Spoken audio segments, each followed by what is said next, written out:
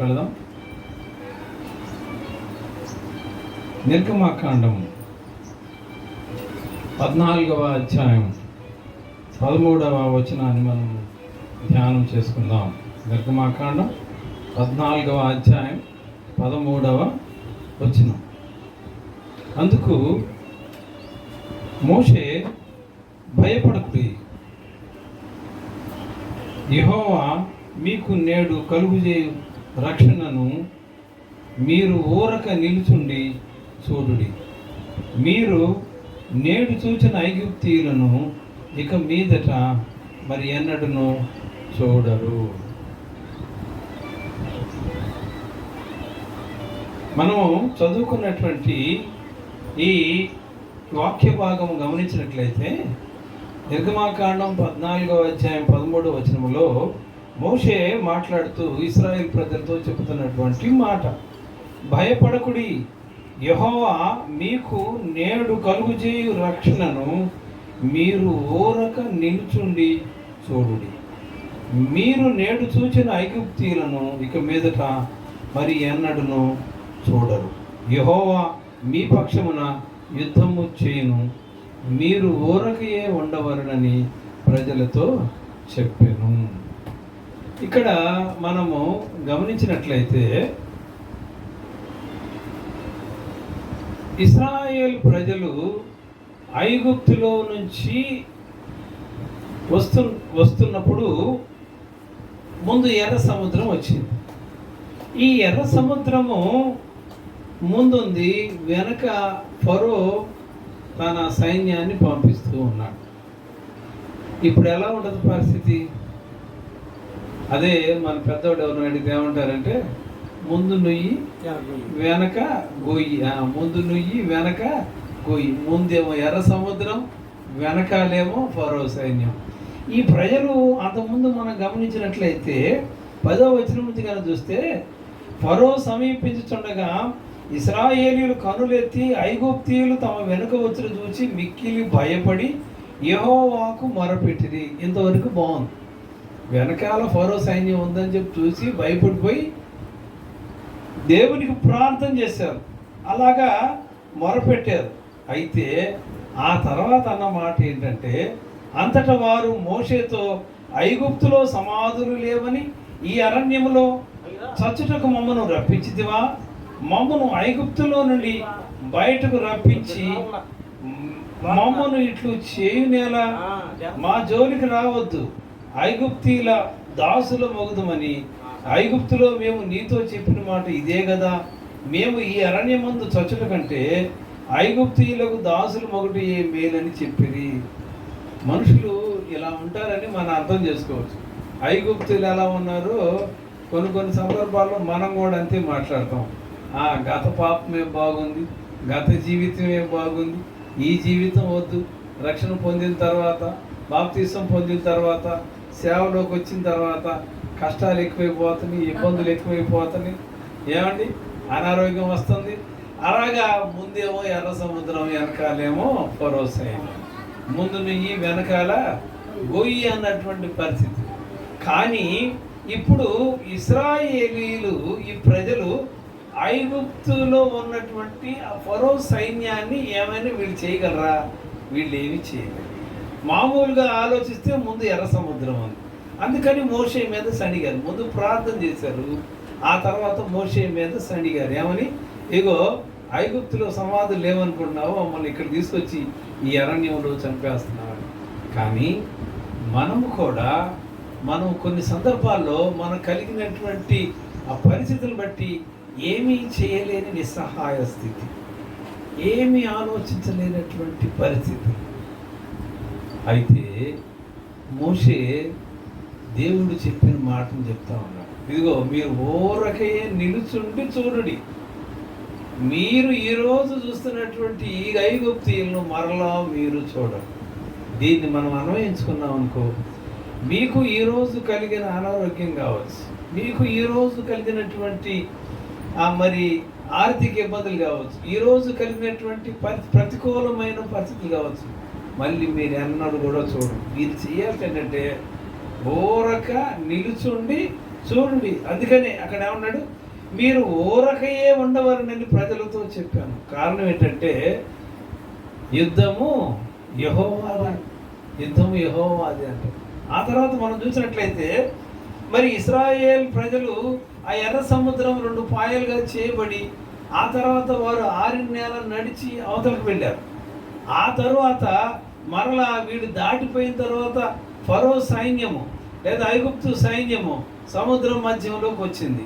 అప్పుడు అంటాడు 26వ వచనంలో, అంతలో యెహోవా మోషేతో ఐగుప్తుల మీదికి వారి రథముల మీదికిని వారి రౌతుల మీదికిని నీళ్లు తిరిగి వచ్చినట్లు సముద్రం మీద నీ చెయ్యి చాపుమనెను. మోషే సముద్రం మీద తన చెయ్యి చాపగా ప్రొద్దుపడిచినప్పుడు సముద్రం అధిక బలముతో తిరిగి పోర్లెను. కనుక ఐగుప్తీయులు అది చూచి వెనుకకు పారిపోయేది. అప్పుడు యెహోవా సముద్రం మధ్యను ఐగుప్తీయులను నాశనము చేసెను. గమనించండి, ఐగుప్తు సైన్యాన్ని చూసి భయపడ్డారు, ఎర్ర సముద్రం చూసి భయపడ్డారు. ఎర్ర సముద్రం పాయలుగా చీల్చబడి 6 నేల మీద నడిచారు. అయితే వెనక ఉన్న ఫరో సైన్యము అంతా కూడా సముద్రం మధ్యంలో సముద్రంలో మునిగి చనిపోయింది. ఇది దేవుడు చేసిన కార్యం. ఇశ్రాయేలు ఏమన్నా చేశారా? ముందు ప్రార్థన చేశారు, ఆ తర్వాత సణిగారు. కానీ యెహోవాకు మొరపెట్టింది కాబట్టే దేవుడు ఏం చేశాడంటే, మీరేమి చేయద్దు, ఊరికట్ట నిలుచుండి చూడండి, దేవుడిచ్చేటువంటి రక్షణను మీరు కనులారా చూచారు. అందుకనే ఊరకుండమని ప్రజలతో మోషే చెప్పినట్టు చూస్తున్నాం.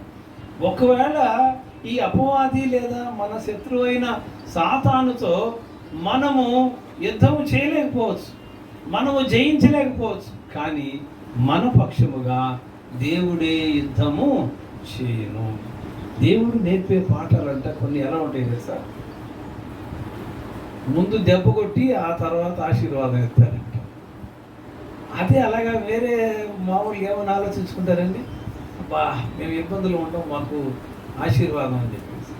కానీ ఆ దేవుని పాలసీ మాత్రం వేరుగా ఉంటుంది. ముందు దెబ్బ కొట్టి ఆ తర్వాత దేవుడు తన దారిలోకి తెచ్చుకొని ఆశీర్వాదం ఇస్తారంట.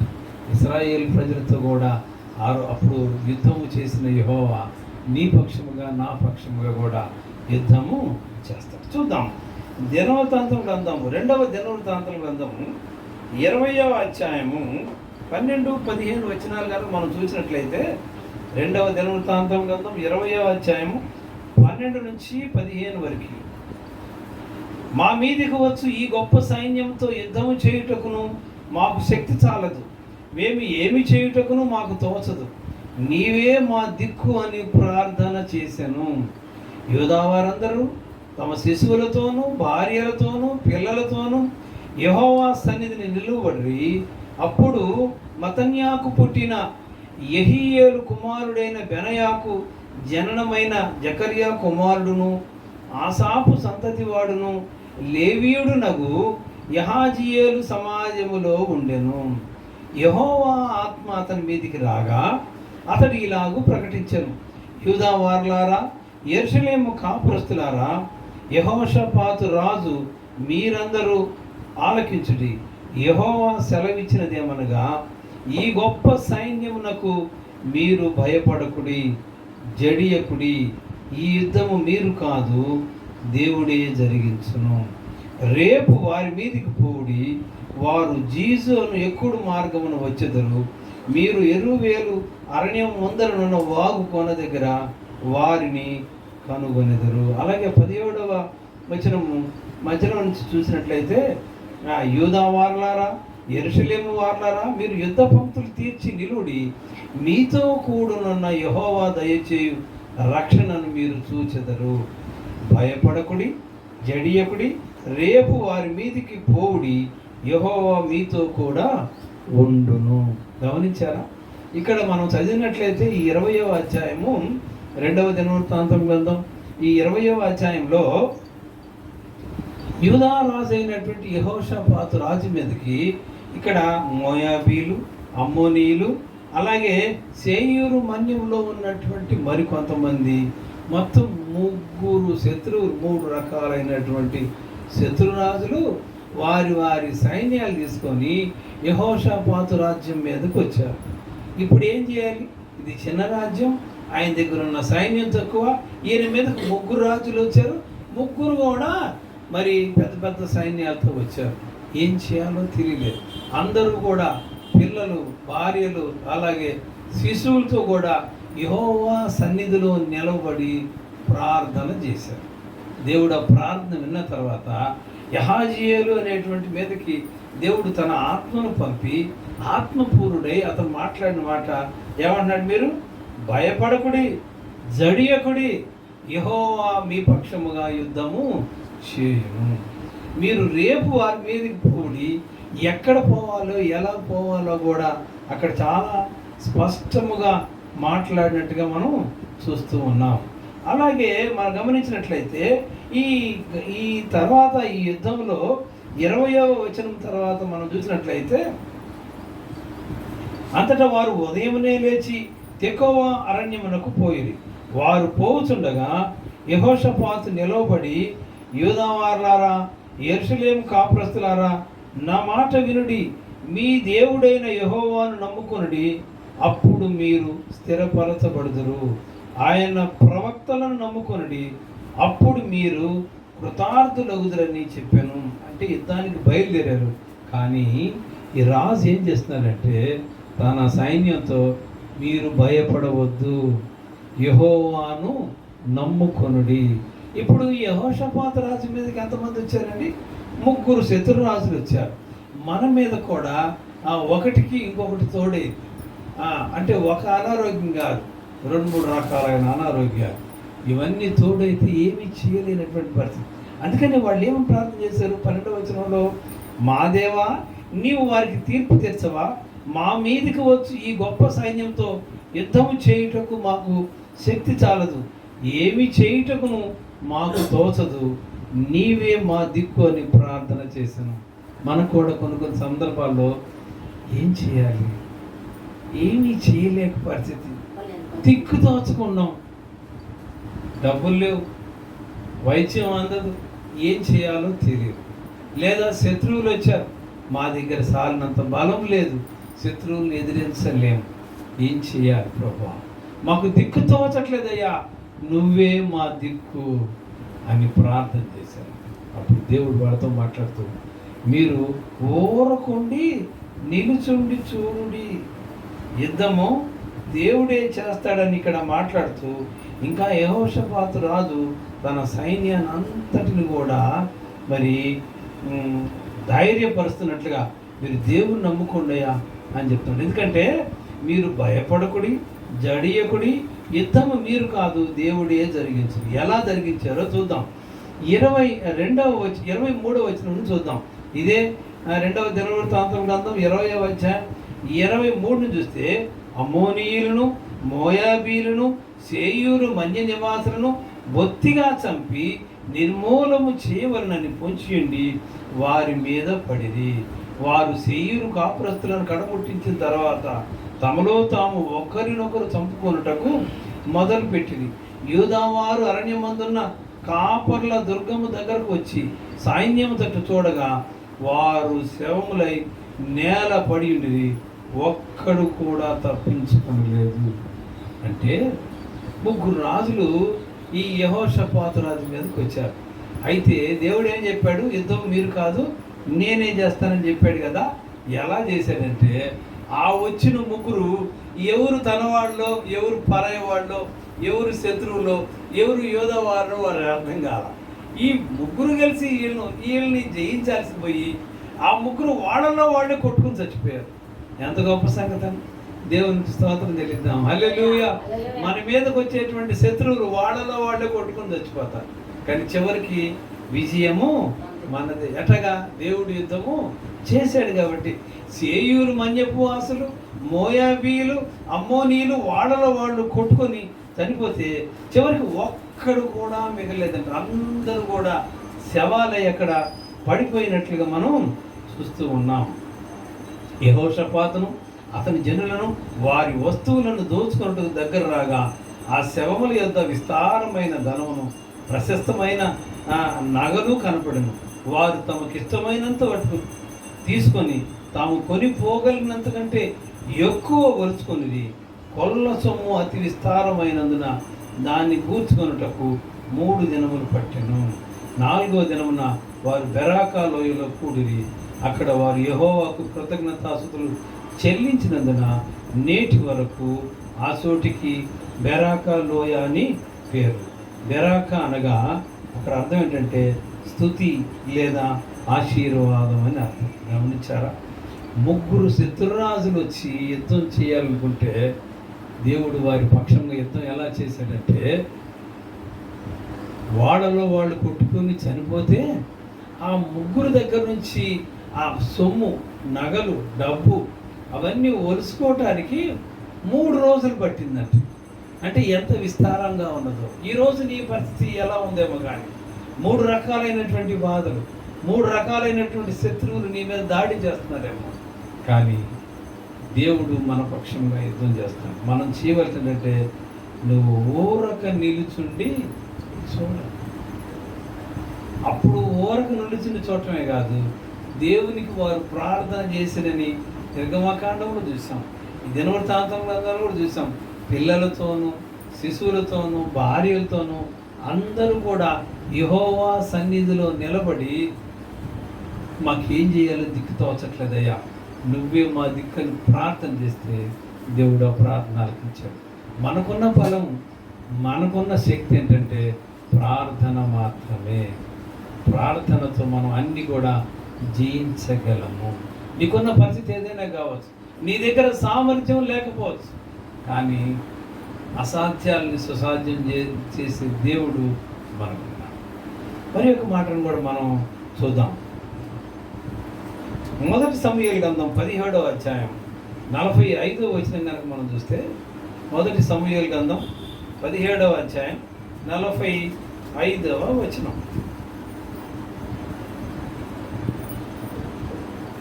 దావీదు, నీవు కత్తియు ఈటెయు బల్లెమును ధరించుకొని నా మీదికి వచ్చుచున్నావు. అయితే నీవు తిరస్కరించిన ఇశ్రాయేలీల సైన్యములకు అధిపతి యెహోవా పేరట నేను నీ మీదికి వచ్చుచున్నాను. ఈ దినమున యెహోవా నిన్ను నా చేతికి అప్పగించును. నేను నిన్ను చంపి నీ తల తెగవేతును.